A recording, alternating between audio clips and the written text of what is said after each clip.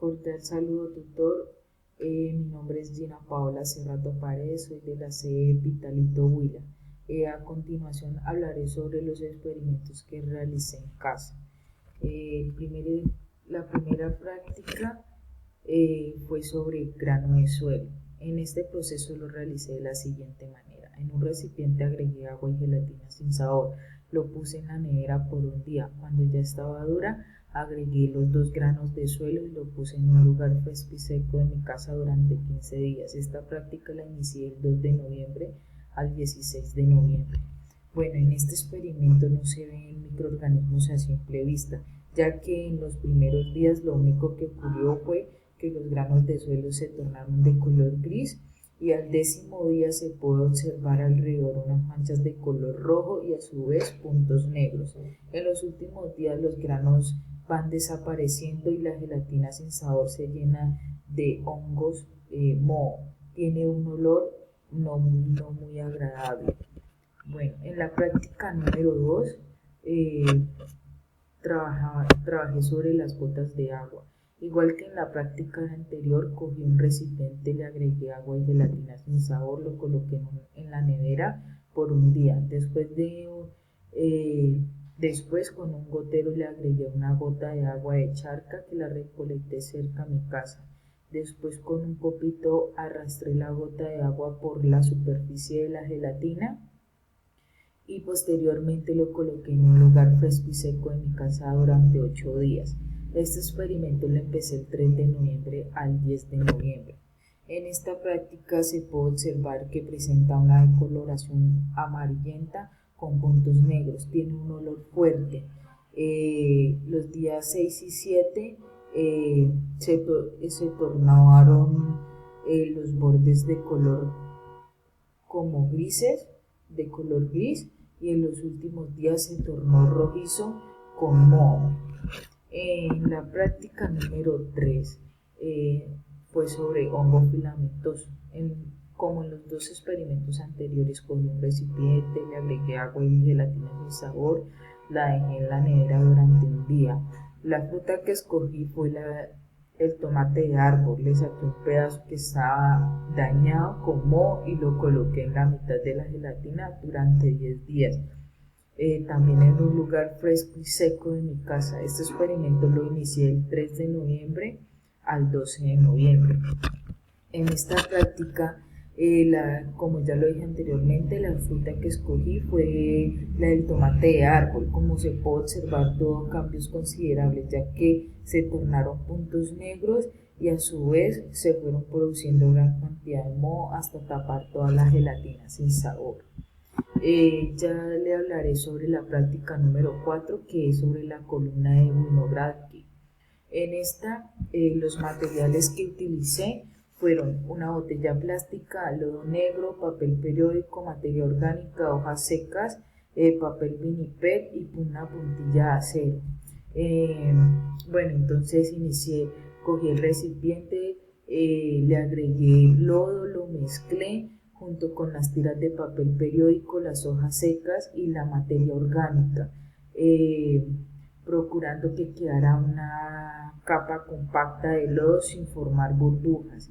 La mezclé homogéneamente y agregué una puntilla de acero en la mitad, dejé una capa compacta de lodo de aproximadamente 10 centímetros de espesor. Posteriormente y con mucho cuidado agregué el agua de charca que la recogí igual cerca de mi casa. Entonces y dejé un espacio de 4 centímetros aproximadamente de aire. Finalmente, con el papel vinipel tapé el recipiente y lo coloqué donde le diera luz solar por 4 semanas, desde el 4 de octubre hasta el 14 de noviembre. En la primera semana se puede observar una sola masa de lodo. Bueno, en los primeros días mejor, se puede observar pues cuando lo realicé una masa de lodo y agua de color grisáceo sobre el botellón. Es esto. Ya en la primera semana Ya pasada una semana, se puede observar que el papel vinipé estaba con presencia de pequeñas gotas de agua, conservando el color gris, y el botellón empezó eh, como a coger un olor fétido. Esto ya ha pasado 2 semanas, el papel vinipé tiene mayor presencia de gotas de agua, sobre la capa de lodo tiene un color gris y en la superficie del agua se pueden observar grasas. La capa de lodo comenzó a oscurecer su color y el botellón tiene igual cada vez va cogiendo más un olor fétido como a olor a huevo podrido o alcantarilla. Ya pasada la tercera semana, la capa de lodo comienza a aparecer pequeñas manchas amarillas, ya se separa el lodo del agua y se puede ver la diferencia del lodo. Sigue de color gris y el olor igual, fétido, cada día aumenta más. Ya pasada la 4.ª semana, la capa de agua se vuelve muy turbia, muy intensa. La capa de lodo en su mayoría se vuelve de color negro y también de coloración amarilla. Se mantiene la capa y el botellón cada vez tiene un olor más fuerte a huevo podrido. Al destaparlo se penetra por todo el lugar donde lo destapé. Esas son como las características, lo que pasó sobre las 4 semanas que tuve el experimento. Ya voy a hablar sobre las preguntas. La primera pregunta es: ¿por qué se forman manchas negras en el lodo? En la zona más profunda de color negro intenso aparecen microorganismos capaces de realizar respiración anaerobia y fermentación. Por eso se producen las manchas negras, ya que no hay nada de oxígeno y la materia orgánica y los otros elementos se descomponen rápidamente. ¿Por qué la parte superior de la columna es verde? Bueno, en este caso no se pudo observar la columna verde, ya que el clima no fue muy favorable y no fue mucho el sol que hizo los días que tuve el experimento.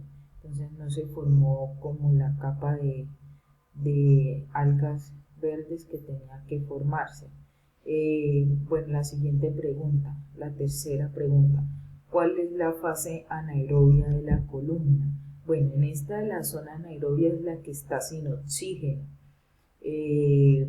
Está conformada por lodo, está conformada pues por el lodo, las hojas secas, materia orgánica. Se realizó una compactación de todos estos elementos. La siguiente pregunta: ¿cuál es la fase aerobia de la columna? Bueno, en la que tiene oxígeno, la parte superior de la columna de agua, donde puse el agua de charca. Se puede contener abundante población de bacterias de diferentes tipos. Son organismos anaerobios que se encuentran habitualmente en los hábitats ricos en materia orgánica. Bueno, la siguiente pregunta: ¿cuál es la fase microaerófila de la columna? En la zona en la que solapan ambos gradientes, el de oxígeno y el de sulfuro de hidrógeno, aparecen bacterias oxidadoras en donde se puede encontrar la puntilla de acero que se introdujo en el fondo del lodo. ¿A qué se debe el olor a huevo podrido? Bueno, aquí el olor se debe al tiempo de compactación de todos los materiales, como la materia orgánica que se empieza a descomponer en el lodo, y también influye los diferentes metabolismos que aquí se generan. ¿Qué aplicabilidad tiene el experimento que permite entender dentro del ejercicio de la ingeniería ambiental? Este experimento me permite realizar diferentes prácticas en sistemas acuáticos en el que se ayuda a los microorganismos a establecer en regiones diferentes según su metabolismo. Bueno, esto es sobre la práctica que hice. Muchas gracias.